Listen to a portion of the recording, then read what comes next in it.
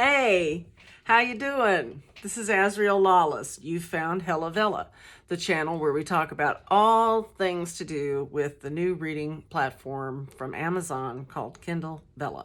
It's a place where you can consume your reading like you do your television shows, one episode at a time. And this is a segment of Lawless Reads where I read to you from various Kindle Vella stories. Oh, the good news is, perhaps the best news, is the first 3 episodes of every Kindle Vella story is free with an Amazon membership. So, without further ado, we are going to read today a story called An Invasion of Fairies. It's a horror story by author Tory Hart. Once again, out on Kindle Vella. I'll leave you a link in the information on this video. The synopsis says, high school student Tomas has the curse of owning his very own and very annoying tooth fairy. But ridding himself of her will rip his world apart. Follow this completed story to join the young adult fae fantasy adventure. And Tory Hart said it's now complete. This is 31 episodes.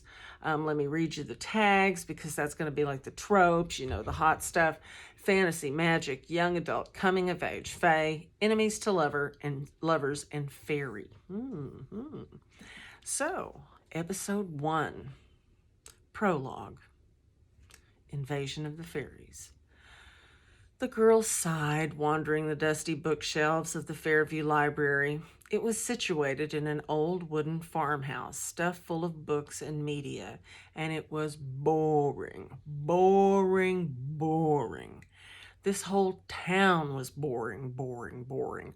Nothing ever happened in end of nowhere Fairview. Hello? She turned at the voice of Tomas Rodriguez, the town librarian. Can I help you? Hi, Mr. Rodriguez. She trailed her fingers over the book spines. I'm okay, I guess. He cocked his head at her. Pardon me, but you don't look so fine. You look bored. She had to laugh a bit at this. Well, I am a bit. She sighed, depression settling over her. It's just I'm sick of Fairview. Nothing ever happens in this town. Mr. Rodriguez stood a moment regarding her with thoughtful dark eyes. Are you sure about that? Absolutely sure, she nodded authoritatively. Name one interesting thing that's ever happened here. Mr. Rodriguez glanced around, then looked out the window at the brilliant autumn leaves of the maple tree. The afternoon was lazy and golden with light. You know, I've got time right now, he said. Let me tell you a story. A story? The girl said skeptically, even as she let him lead her to some overstuffed reading chairs. I'm not in kindergarten anymore, you know. Well, luckily for us, this isn't a kindergarten story. Mr. Rodriguez's eyes twinkled as he sat down across from her. This all took place 15 years ago when I was about your age, and it all began, for me at least, with a tooth fairy. 15 years previously. Tomas was spitting out the toothpaste when he heard the tooth fairy's censorious sniff. Mouth still dripping toothpaste froth, Tomas watched resignedly as the lid to the tooth-decorated silver box slowly rose and the tooth fairy made her appearance, looking down her tiny nose. Call that a toothbrushing? She sneered in a surprisingly loud voice for a creature her size. Tomas took his own sweet time about spitting out the toothpaste before replying. Yeah, Toothy, this is how I brush my own damn teeth. He knocked his toothbrush pointedly on the side of the sink. The tooth fairy's purple eyes flashed. Open your mouth, she commanded. Thomas's body snapped toward her and his jaw fell open, ready for inspection, as the tooth fairy ascended from her box in a whiz of white wings. She landed on his lower lip, feet clinging on with tiny claws as he longed to snap his mouth shut and bite her. She leaned into his mouth, inspecting closely. You, she informed him, voice echoing in the wet cavern of his mouth, have missed at least 60% of your plaque, and I spot a piece of cornflake stuck between 2 of your molars. Get out of my mouth, Thomas cried incoherently.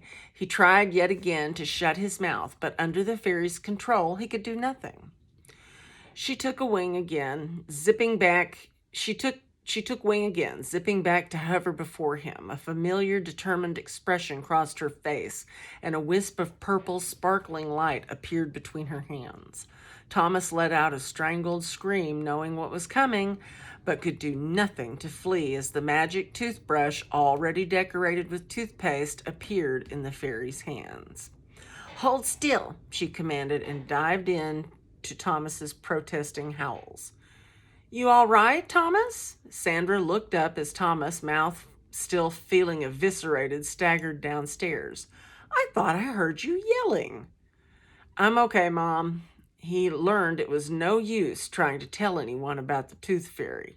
No one else could see her, and indeed her box seemed to make itself scarce whenever an inspection loomed. Thomas now shouldered his backpack. Hey, Mom, he said in a would-be casual voice.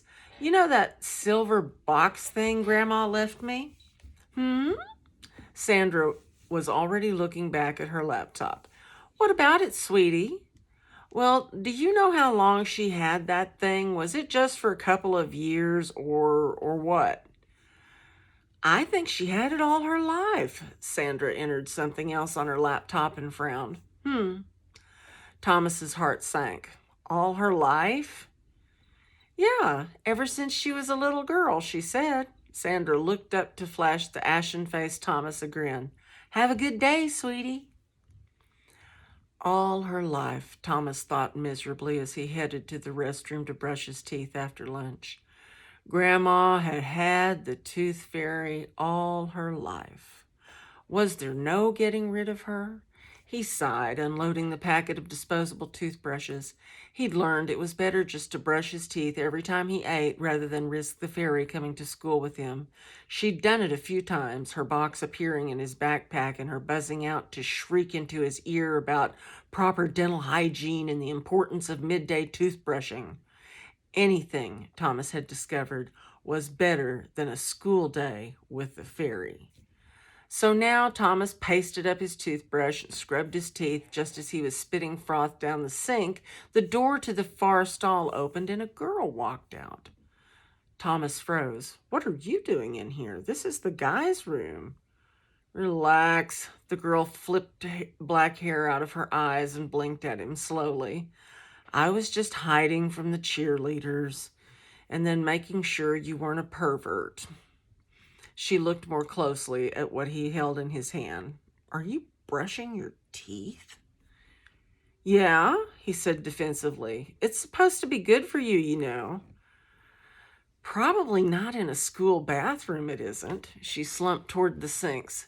There was something distinctly batty about her, Thomas decided. Maybe it was her slouching demeanor, or the way her hair hung in her eyes, or her outfit, a black hoodie, long gypsy-styled skirt, and patent leather shoes. She now peered at him from under her bangs. Her eyes were quite green, he noticed, like emerald stars in her pale face. Are you quite under your own control? She asked suddenly. Sorry? Thomas backed up. Her eyes continued to bore into him.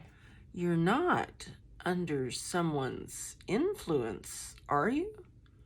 I'm not on drugs, if that's what you mean, he said nervously.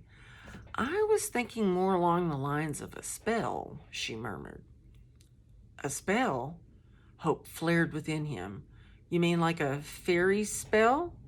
At that point, the restroom door banged open and a gang of large football players charged in. Hey, look who it is, one hollered, pointing at the girl, and the others all whooped and yelled. The girl paid no attention. It might be, she said in a low voice. She turned to leave. Hey, one of the football players shoved her in the shoulder. Come on, you can't just leave. He let out a yowl as his feet suddenly swept out from under him as though slipping on a bar of soap. He fell to the floor, narrowly avoiding cracking his head. The girl stood very still and smiling. See you around, Rodriguez, she said over her shoulder as she sauntered out of the silent, staring bathroom. How was your day at school? Sandra forked Spanish rice into her mouth. Fine, Thomas answered her distractedly. He was thinking about the girl. He'd seen far too much magic lately not to recognize it. Oop, my associate, I guess, has heard something outside. Anyway. Fine, Thomas answered her distractedly. He was thinking about the girl. He'd seen far too much magic lately not to recognize it in the events of the day. The thought filled him with hope and fear. If this girl was some kind of witch, she might be able to help him, but she might also exact a price, or do something even worse to him.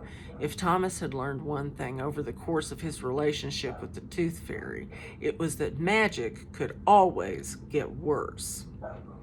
And that's it. That's not quite the entire first episode, but like I say, I'll leave you a link in the comments. And don't you, or not the comments, but the information on this video. And don't you just want to go read this? Don't you want to know what happens? I know I do. This is Azrielle Lawless, and this has been another episode of Lawless Reads. Take it easy. Bye-bye.